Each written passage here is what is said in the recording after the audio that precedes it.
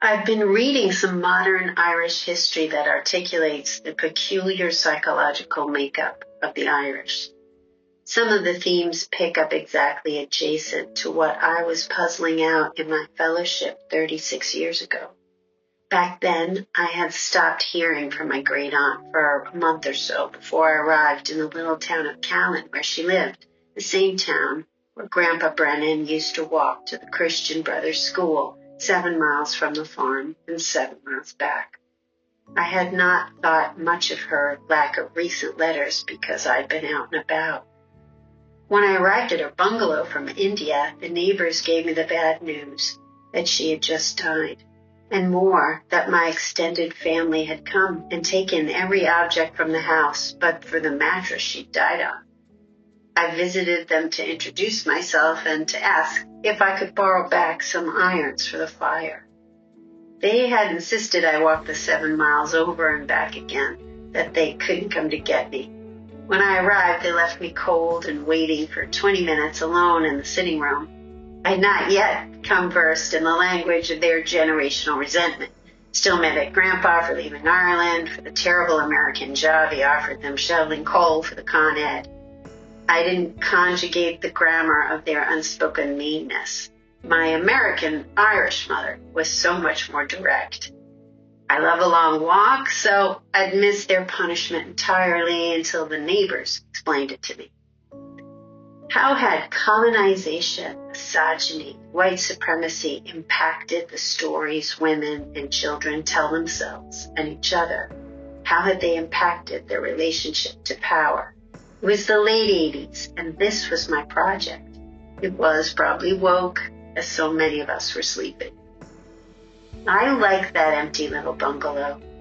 I read and wrote and got permission to hold a dialogue class with the girls at St. Bridget's. The nuns had to check my bona fides. Was I Catholic?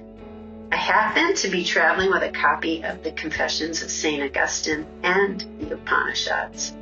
I pulled the acceptable one out of my day pack, along with my letter of introduction with the shiny gold embossed sticker on it. The girls wrote to me anonymously in response to my prompts. Their answers are still with me. The sense of self-loathing, the body shame, the flicker of a sense that it wasn't really right. The nuns had no softness. The looming home they could be enslaved into for life if they were too shiny, too free, too much in bloom. The feeling that they were not really at home in themselves, anywhere. What am I supposed to be? Like my mom? Letters arrived for me in the post every day. The postman was rooting for one of my epistolary romances based on handwriting alone. He liked the loopy writer, not the spidery one. I made friends with the neighbors and a woman in Kilkenny whose whole family could sing, really sing. I would sit with them in the pub as they all sang, one after another, and feel, how could anyone be happier than with their people singing? I reached out to my mother from the phone booth up around the corner. There was a divide between us, but how could it be bigger than the ones I'd been learning to bridge? She was contemptuous when she answered, a language I understood. Oh, for God's sake, you and your bullshit. What do you want from me? I'd been entrusted to hang with the younger kids in town after my neighbors reassured the moms that I was not indeed a witch of their imaginings. The younger kids and I pitched a tent and slept in the field until one told me in the morning the bull had been let in, and off they scattered.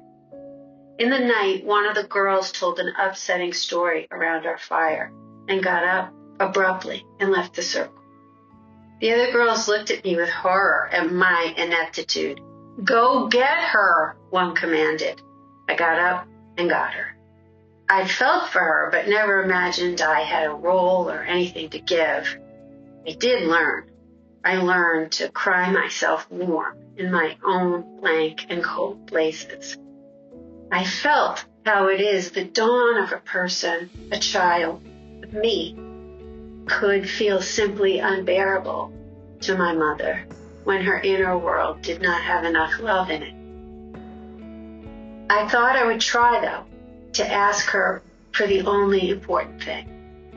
She had spent my childhood telling me about her pain, her parents, her sisters, her marriage, her friends, being signed out of high school by her mother, being dyslexic, feeling class shame with the neighbors. It helped her feel connected to talk to me as long as I was not in the conversation. And I took the meal I was served, and I was glad for it. When I said I wanted to go to college, she told me I was a stuck-up bitch who'd become a college slut and whore, and that would be the end of us. Don't bother coming home. I left her world, and she'd come at me hard the past 4 years. But what if I asked only for the important thing? I just want you to know me. You have so much to contend with, I know, but with all that, you miss me. All of it. You never got to know me. Just me. Just me. Person.